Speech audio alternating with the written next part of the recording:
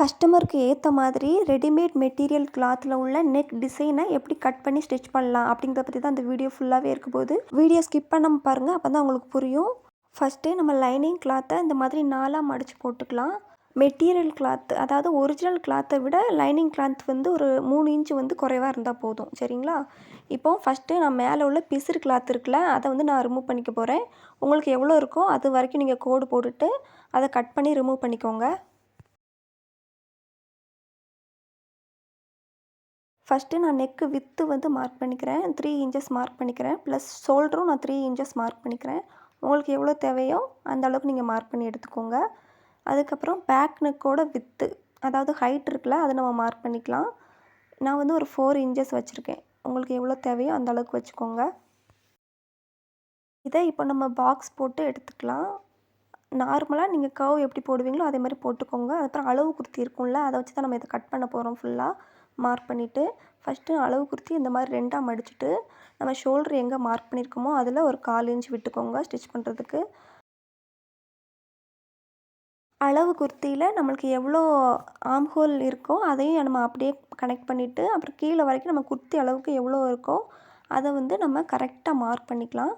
Mark பண்ணிவிட்டு இந்த மாதிரி எக்ஸ்ட்ரா, அதாவது ஆம் ஹோல்லேருந்து எக்ஸ்ட்ரா ஒரு 2 இன்ச்சஸ் நம்ம ஆல்ரெடி மார்க் பண்ணியிருக்கோம்ல, அதுலேருந்து வெளிப்பக்கமாக நீங்கள் இந்த மாதிரி நான் எப்படி மார்க் பண்ணுறனோ அதே மாதிரி நீங்கள் மார்க் பண்ணி எடுத்துக்கோங்க.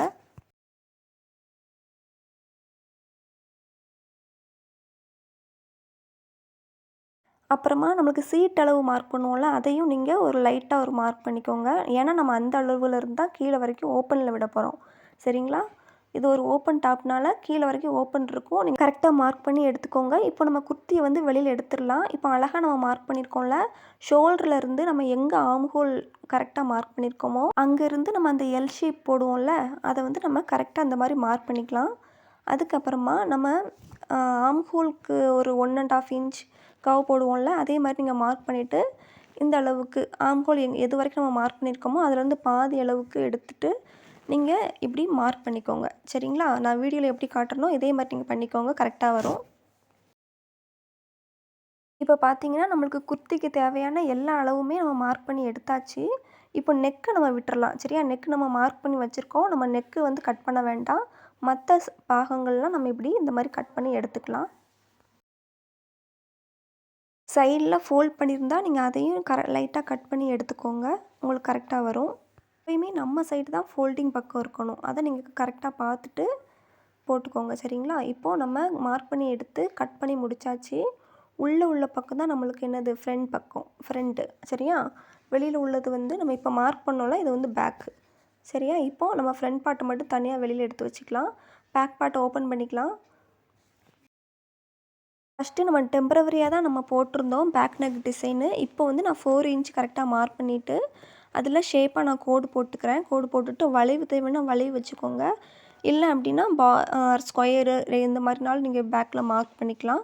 நான் வந்து ரவுண்டு வந்து போட்டுக்கிறேன். சரிங்களா? போட்டுட்டு இந்த மாதிரி கட் பண்ணி எடுத்துக்கிறேன். இப்போ நம்மளுக்கு பேக் பார்ட் வந்து ரெடி ஆயிடுச்சு. அடுத்து நம்மளுக்கு ஒரிஜினல் கிளாத் இருக்குது பார்த்தீங்களா, அதை எடுத்துக்கலாம். இப்போ எனக்கு வந்து நெக்கோட வித்து வந்து 7 இன்ச்சஸ் இருக்குது. ஆனால் நம்மளுக்கு வந்து 6 இன்ச்சஸ் வந்து போதுமானதாக தான் இருந்துச்சு. கரெக்டாக நம்மளுக்கு 7 இன்ச்சஸ் இருக்குது பார்த்தீங்களா, அதில் வந்து நம்ம 1 இன்ச்சை மட்டும் நம்ம இப்போது கம்மி பண்ண போகிறோம். கம்மி பண்ணிவிட்டு தான் கட் பண்ணி எடுக்க போகிறோம். உங்களுக்கு வந்து துணி விலகாமல் இருக்கிறதுக்கு இந்த மாதிரி நெக் பக்கத்தில் பின்ஸ் எல்லாம் நீங்கள் செக்யூர் பண்ணி வச்சுக்கோங்க. இப்போது நம்ம நெக்கோட வித்து அளக்கலாம். அளக்கும்போது எனக்கு வந்து 3 1/2 தான் வருது. ஆனால் எனக்கு 3 இன்ச் வந்து போதுமானதாக தான் இருக்குது. சரிங்களா? 1 இன்ச்சு வந்து எக்ஸ்ட்ரா இருக்குது. அதாவது இதில் 1/2 இன்ச்சா, பாதியில் நம்ம 1/2 இன்ச்சுனா ஃபுல்லானா நம்மளுக்கு 1 இன்ச் வந்து அதிகமாக இருக்குது. நான் எப்படி போடுறேனோ அதே மாதிரி கோடு போட்டுட்டு அதில் வந்து நீங்கள் ஸ்டிச் பண்ணி எடுத்துக்கோங்க. இப்போ பார்த்தீங்கன்னா நம்ம வந்து ஸ்டிச் பண்ணி எடுத்தாச்சு. அதுக்கப்புறம் நம்ம பின்ஸ்லாம் நம்ம செக்யூர் பண்ணியிருந்தோம்ல, அந்த பின்ஸ் எல்லாம் நம்ம ரிமூவ் பண்ணிக்கலாம். இப்போ நமக்கு தேவையான நெக் டிசைன் வந்து அழகாக கிடச்சிருச்சு பாருங்கள். நம்ம அளக்கும்போது கரெக்டாக 6 இன்ச் வருது. சரிங்களா? உங்களுக்கு 6 இன்ச்சு வரல அப்படின்னா நீங்கள் மறுபடியும் ஒரு 1/4 இன்ச்சுக்கு மார்க் பண்ணிவிட்டு எப்படி ஸ்டிச் பண்ணோமோ அதே மாதிரி நீங்கள் ஸ்டிச் பண்ணி எடுத்துக்கோங்க. லைனிங் கிளாத்தில் ஃப்ரண்ட் நெக் வந்து நம்ம ட்ரா பண்ணல பார்த்தீங்களா? இப்போது நான் 6 இன்ச்சஸ் வந்து கரெக்டாக அந்த ஷோல்டரில் எவ்வளோ வருதோ அதை வந்து அந்த 6 இன்ச்சஸ் நம்மளுக்கு எவ்வளோ நெக் வித்து தேவையோ அதை வந்து நான் மார்க் பண்ணிவிட்டு ஒரிஜினல் கிளாத்தில் இந்த மாதிரி போட்டுக்கிறேன். சரிங்களா? போட்டுட்டு நம்ம வந்து ஃபுல்லாக அந்த ரவுண்டு எப்படி இருக்கோ அதே அளவுக்கு நம்ம ஃபுல்லாக ஸ்டிச் பண்ணி எடுத்துக்கிறோம். இப்போது அந்த டிசைனை வந்து நம்ம கட் பண்ணி எடுத்துக்கலாம். கட் பண்ணி எடுத்ததுக்கப்புறமா லைட்டாக ஆர்காட் பண்ணிவிட்டு துணியை வந்து உள்ளேருந்து வெளிப்பக்கமாக நம்ம இப்படி திருப்புறோம்.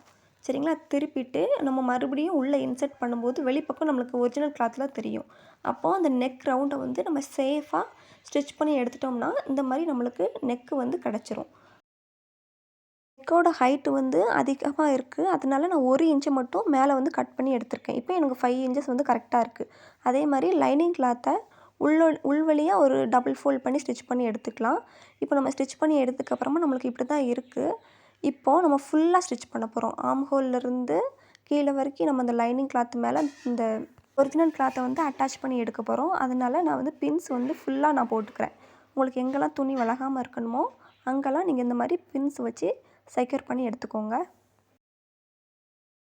லைனிங் கிளாத் எவ்வளோ தூரம் இருக்கோ அதே அளவுக்கு நம்ம மேலேயே ஸ்டிச் பண்ணி எடுத்துக்கலாம். இப்போ பார்த்தீங்கன்னா ஃபுல்லாக நான் ஸ்டிச் பண்ணி முடிச்சிட்டேன்.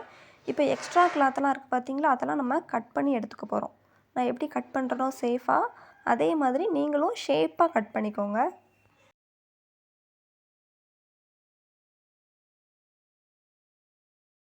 இப்போ பார்த்தீங்கன்னா நம்மளுக்கு அழகாக அந்த ஃப்ரண்ட் பார்ட் வந்து கரெக்டாக கிடச்சிருக்கு பாருங்கள். அந்த டிசைன்லாம் நம்மளுக்கு வெளில தெரியவே இல்லை. எந்த ஒரு பிசுறுமே தெரியாமல் நம்ம அழகாக வந்து ஸ்டிச் பண்ணி எடுத்துருக்கோம். நீங்களும் இந்த மாதிரி ஸ்டிச் பண்ணி எடுத்துக்கோங்க.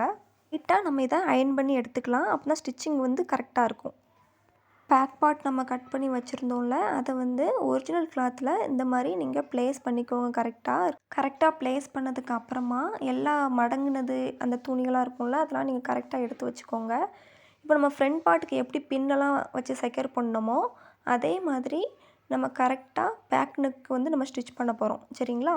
நீங்கள் பேக் நெக்கை சுற்றி ஒரு தடவை ஸ்டிச் போட்டுக்கோங்க.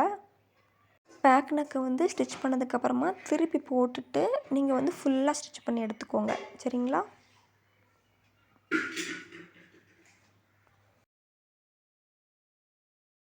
எங்கெல்லாம் நம்மளுக்கு வந்து துணி வந்து விலகாமல் இருக்கணுமோ அங்கெல்லாம் நீங்கள் செக்யூர் பண்ணிவிட்டு இப்போ நம்ம ஃபுல்லாக நம்ம அந்த நெக் இருக்குல்ல அதெல்லாம் நம்ம கரெக்டாக கட் பண்ணி எடுத்துக்கலாம். ஸ்டிச் பண்ணதுக்கப்புறமா லைட்டாக ஒரு ஆர்காட் பண்ணிக்கலாம். நெக்கை சுற்றி நம்ம லைட்டாக ஆர்காட் பண்ணதுக்கப்புறமா துணியை வந்து நம்ம திருப்பி வச்சுக்கலாம். திருப்பி வச்சதுக்கப்புறமா நான் எப்படி காட்டுறனோ அதே அளவுக்கு உள்ளேயும் நம்ம இந்த கிளாத்தை திருப்பிட்டு ஒரு ஸ்டிச் போட்டுக்கிறோம். ஸ்டிச் போட்டுட்டு நம்ம ஃபுல்லாக வந்து திருப்பினோம் அப்படின்னா நம்மளுக்கு வந்து பேக் நெக் வந்து கரெக்டாக நம்ம ஃபினிஷ் பண்ணியிருக்கணும் அர்த்தம். அதே மாதிரி கீழேயும் நம்ம டபுள் ஃபோல்ட் பண்ணிக்கலாம். ஒரிஜினல் கிளாத்லேயும் லைனிங் கிளாத்லேயும் கீழேயும் நம்ம கரெக்டாக டபுள் ஃபோல்ட் பண்ணி ஸ்டிச் பண்ணி எடுத்துட்டோம் அப்படின்னா நம்மளுக்கு பேக் பார்ட் ஃபுல்லாக கரெக்டாக ரெடி ஆயிடுச்சு. சரிங்களா? இப்போ நம்ம ஃப்ரண்ட் பார்ட்டையும் ரெடி பண்ணிட்டோம், பேக் பார்ட்டையும் ரெடி பண்ணிட்டோம். இந்த மாதிரி நீங்களும் அழகாக ஸ்டிச் பண்ணுங்கள். நெக்ஸ்ட்டு வீடியோவில் நம்ம எப்படி ஒரு ஸ்லீவில் வந்து எப்படி டிசைன் வச்சு பண்ணலாம் அப்படிங்கிறத பற்றி பார்ப்போம். சரிங்களா? இந்த வீடியோ உங்களுக்கு பிடிச்சிருந்தா லைக் பண்ணுங்கள், ஷேர் பண்ணுங்கள், கமெண்ட் பண்ணுங்கள். தையல் இசை சேனலை சப்ஸ்கிரைப் பண்ணிக்கோங்க. Bye friends. தேங்க்யூ ஃபார் வாட்சிங்.